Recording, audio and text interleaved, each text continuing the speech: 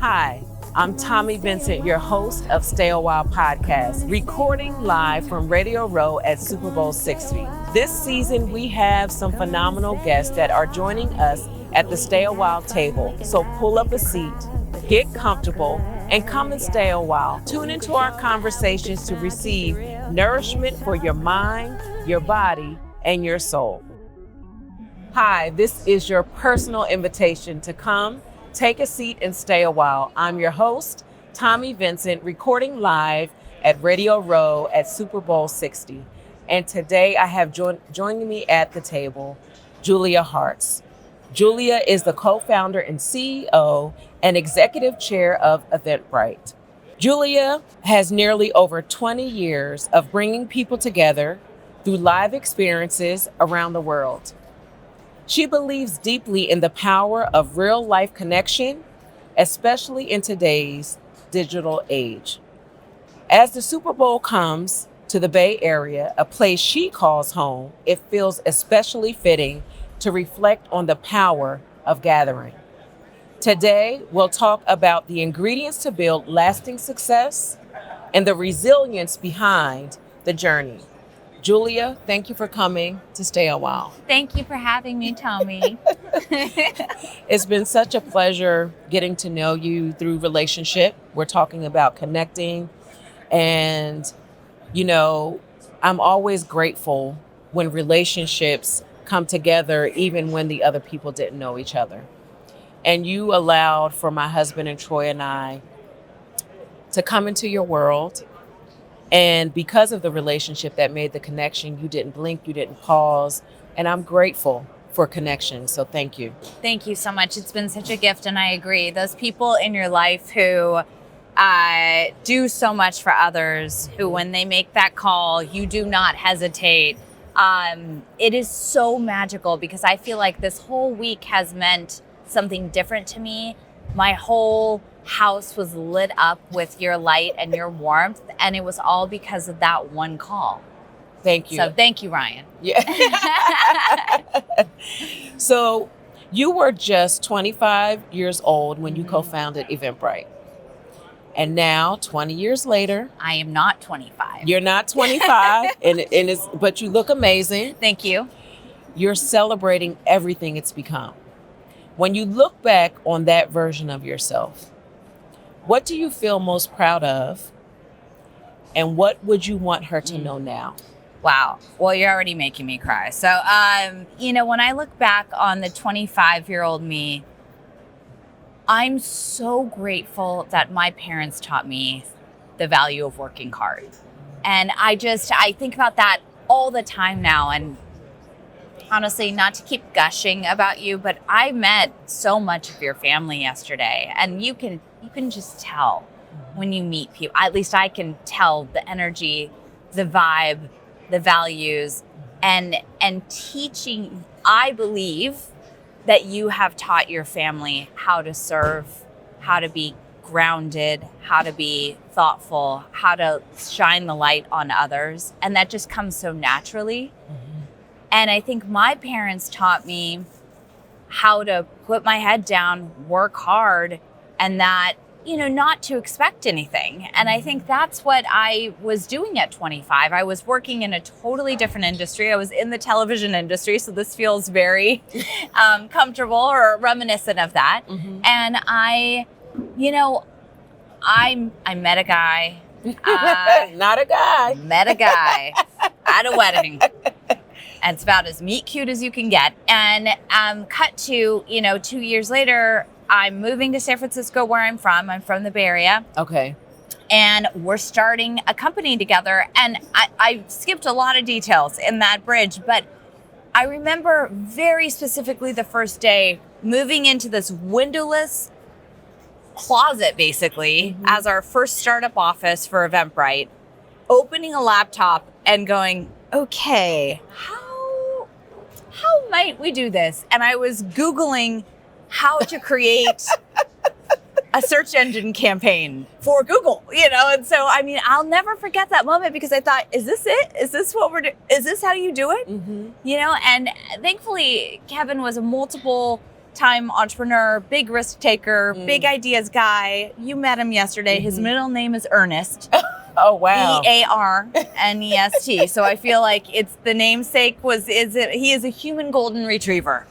And he just came at it with such energy and just a sureness that it was going to work out. I have now, 20 years later, realized he just wasn't born with the chip that says this may not work out in his brain. So, and it was thrilling and terrifying all at the same time, but just putting my head down and working hard got me to that point and then got me to this point. Now I'm ready to just retire. You're too young to moral retire. Of the story. So for women quietly building something right now and something that's meaningful, what do you want them to know about timing, patience, and trust? What ingredients are needed for that? Well, speaking of ingredients, 2 days ago, I came into my kitchen and there was this goddess standing there, very quietly unpacking some ingredients to what became one of the best, if not literally the best bread pudding I've ever had in my life, which Kevin called pie. Oh, yeah, he did. But then we educated him. Your presence and your focus, and in the midst of this crazy week of this, just this is sort of American opulence at its best. But in the eye of the tornado, I observed you standing there very quietly and very thoughtfully, and I think almost you were excited to hide in my kitchen, doing something that you love. And I'll draw sort of your question back to what I observed in you, which is when you love what you do and when you know what you're doing, you are really, really patient. Yes. And it's all about that timing, right? Of that opportunity meets timing, meets patience, meets focus. My personal motto is she who lasts the longest wins. And many times people feel like they're walking through a desert with only a backpack on their back and no one else. The most amazing successes have been many years in the making. And if they're in tune with what's really going on, know that it seems like an overnight success, 10 plus years in the making or 20 plus years. And so I just think that it's about remaining focused and having that fortitude, and then also knowing what you love to do and knowing what you need, and I think that that's been what's kept me going through many different chapters of this era that, I think it definitely would have been the easier path to sort of shimmy out the side door, and not stay in the kitchen, as it were.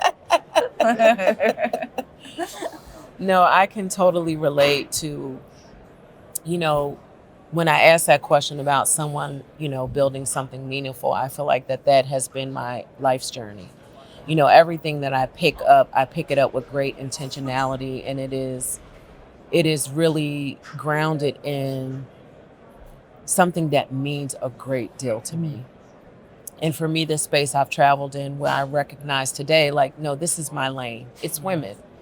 And so I'm fully committed to that. And the process sometimes requires not only trusting a team around you, but also trusting myself. Trusting that I'm on the right path. I'm doing what it is that I need to do. And so it's always nice to encounter other women who have done it and done it well. Obviously, I don't know the details of your journey. I don't know all that it took for you to accomplish what you've accomplished, but you did it successfully.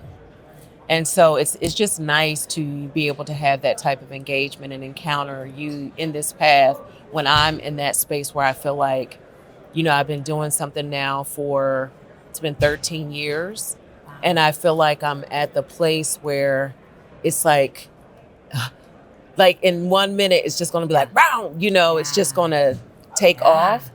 And so I think the timing of even our engagement was right on time for me, just so I could see someone that has gone beyond where I desire to be. So Well, thank you. I mean, I feel like the best part about this journey and continuing on this journey is being able to help others, right? So along the way, I've had so many micro, inspirations and these moments where somebody said just the right thing to me at just the right time. And I always feel like instead of looking for a great mentor who, let's face it, there's not one mortal being on this planet who is perfect in every way. Absolutely. And putting people on pedestals is a dangerous sport. So I always think about it as, can you create an amalgamation of inspirations? Can you keep your eyes and ears open and your heart open to receive little bits of feedback? Maybe it's something that you don't want to be. An observation of maybe something that you want to gut chuck yourself on and make sure you don't become that. Absolutely. Maybe it's something that you do want to become, or maybe it's somebody who just quietly put their hand on your back and said, you can do that. You can do this, girl. And when I woke up this morning thinking about Burkhalter Elementary and the fact that it's an indelible impact that won't fade. Maybe the excitement of this week will, be talked about, obviously memorialized in pictures and videos, but the impact will live on forever beyond this period of time. It will be something that sets this school and these teachers on another path, and how meaningful that is. And I mean, truly, I feel like I know I'm fangirling, but you are such an inspiration in just that quiet, centered fortitude. You know exactly what you're doing. And I think that's what others need to know, is that you don't have to have done it before to know exactly what you're doing. Do you know what I mean? Like No, where absolutely. you're going or what you mean to do. Absolutely. No, that is, I can feel that statement, because I feel like that's the day to day. You don't know what it's going to hold, but you do know what you see and what you desire to accomplish. And so the goal is to get up and work towards that. Just go towards that. Yeah. And then it just opens up. And maybe I didn't know how I was going to do that, but I had to figure it out, because here it is. And now I got to work it out, and I got to do what I need to do. Right. So, yeah, absolutely. So how do you stay present in moments that are big or considered high stakes without losing yourself in them? A company, I don't know who doesn't know Eventbrite, right? Thank you. I have a friend, actually, Chef Tayo, who is, I think he's does some type of partnership with Eventbrite, because his events are featured on that platform. And so, like, people I know that are using your platform actively to build their business. And it's a high stake, but you have to have the moment to be present to even celebrate where you are in this 20 years later. Yeah.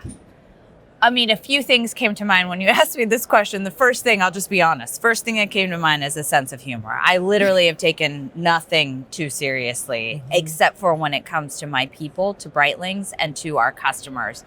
The second thing is to delve deeply into our customers' lives, right? For us creators and people who bring others together, like you did yesterday, are who we obsess about. We are, slightly stalkerish about our customers, So that's what I plow all my energy and my time into.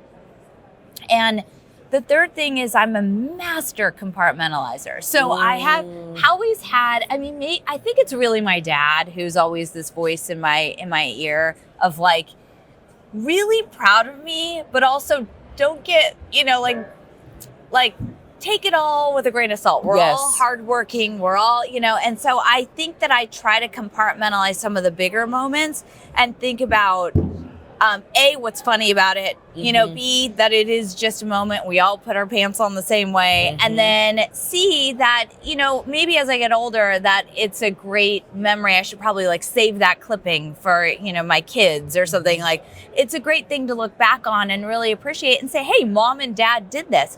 We just recently celebrated our 20th anniversary for Eventbrite. Our marriage anniversary comes next in a few months. Is 20 years? 20 years. So we started 2020. Eventbrite. 20, yep. And so But we gathered our former Brightlings, current Brightlings from all over the country. It was a long road back to each other because we had been working remotely pretty much since the pandemic. And there's not a word that I think has been created to describe the feeling in the room. It felt like home. It felt so right.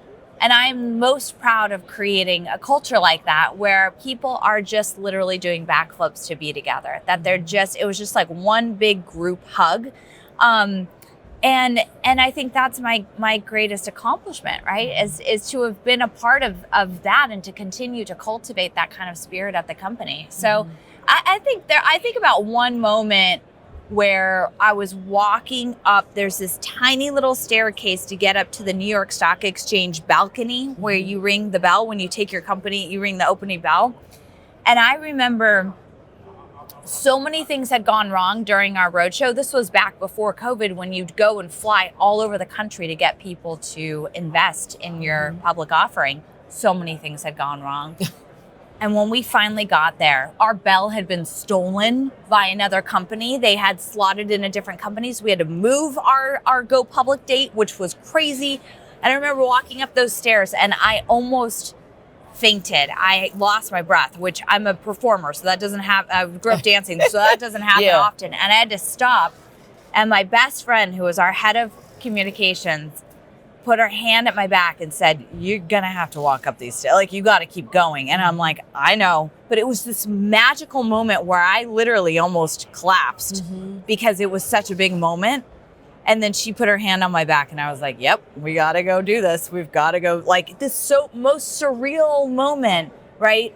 And I almost didn't make it. She was like, "Nope, you're gonna do this. You're gonna keep going up these old non-compliant stairs that we could have, killed ourselves on." And then afterwards, I know, they said, we took the photo, we looked through all the archives, and there has never been as many women on the podium as there was today. And it's not like we stacked the deck. This was just our team. Yeah. And it was bittersweet, but also really epic, And so I'm glad I made it up the stairs. I'm glad she pushed me up. She looks enough like me. She could have rung the bell for me, but alas, we made it. So Stay a While, the name itself and the meaning behind it is this idea of getting people to be comfortable enough that you feel like you're in my home, that you could kick off your shoes, you could let your hair down, we can wipe our makeup off, take off our jewelry, and just stay a while. And so when you think about that, what do you do in your life today that gives you the opportunity just to stay a while? Easy. Did you get to see my bathtub?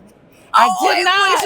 I could have shown you. This is my absolute 365-day ritual is the bathtub. You take a bath I take a bath every night. Sometimes if I'm feeling royal, I'll take a bath in the middle of the day. I mean, who knows? Yeah. I'm always open for a quick dip. Yeah. But my bath is my religious, whether it's 5 minutes or 65 minutes, it is my religious moment of just me in quite literally scalding hot water. So that's an interesting, personality trait. Just sitting. And my family knows not to, when they know that I'm in the bath, they leave me alone. Like, it's just a moment of, I guess, reflection, and in a way, prayer. But when I get into the bath, I mean, something religious happens to me where I just feel like I can stay a while. Yeah. And, that to me has just been kind of the backbone of, I guess, my own personal ritual. Are you lighting candles? Do you have stuff in the water? What is it?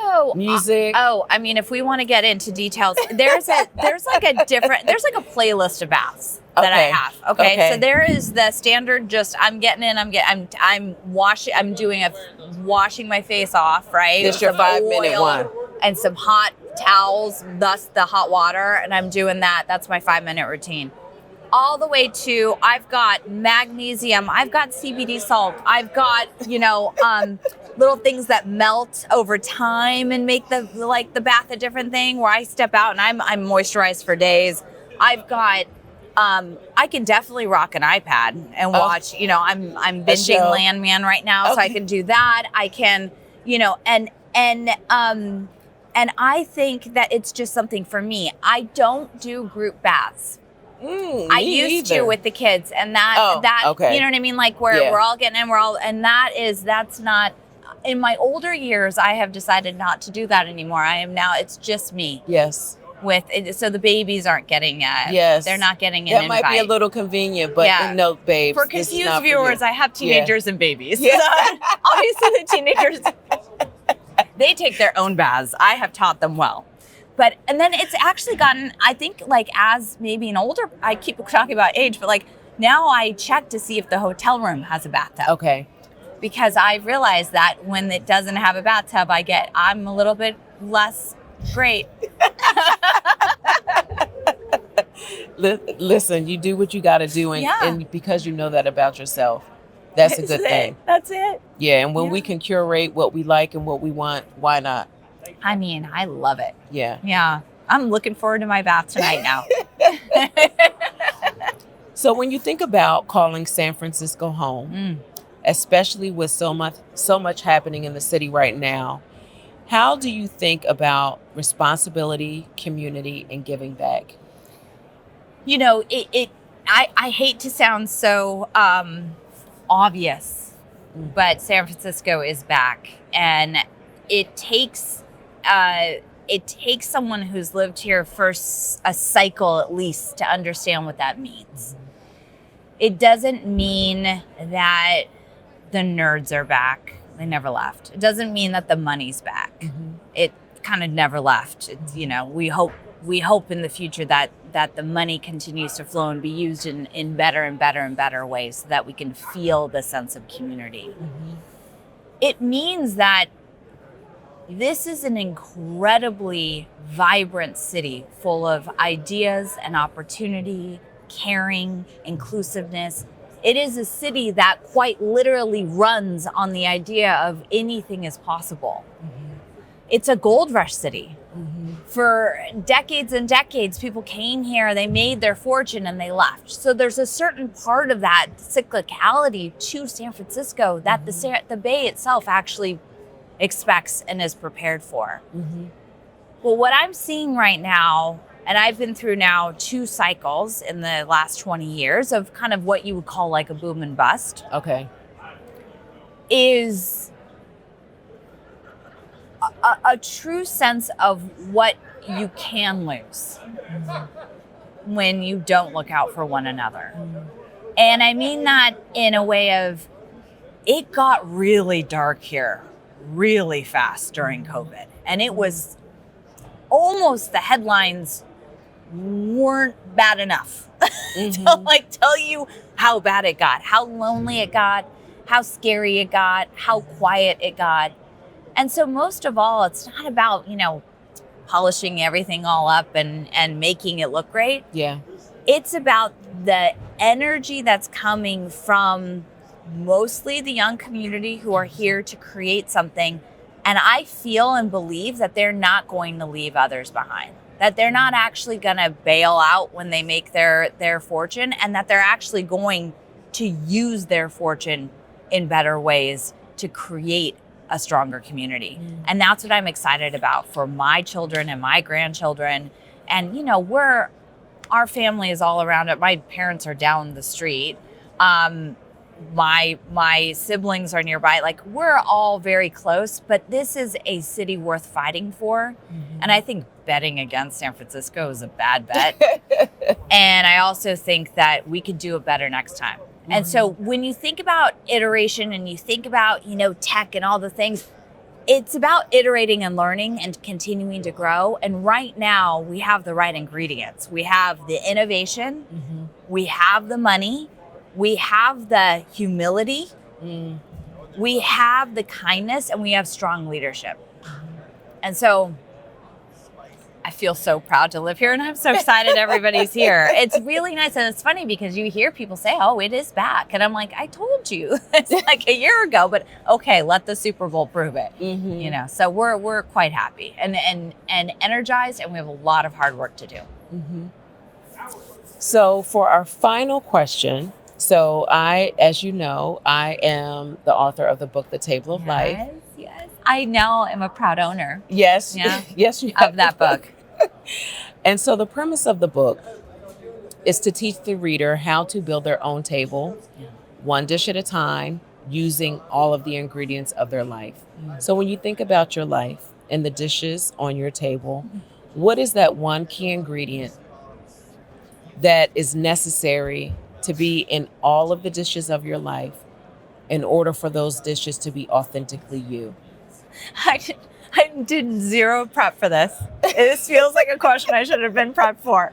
And I'm so delighted that I didn't, because butter is the only thing that came to mind for me. Butter needs to be in every dish, but I'm going to take it to where I think you wanted, where you maybe thought I should go. Like Chef Lala's grits. Like Chef Lala's grits. No, but seriously, like I have, as my daughter said, you have never met anything that like couldn't have butter on it. Yes. You know, you've never met something.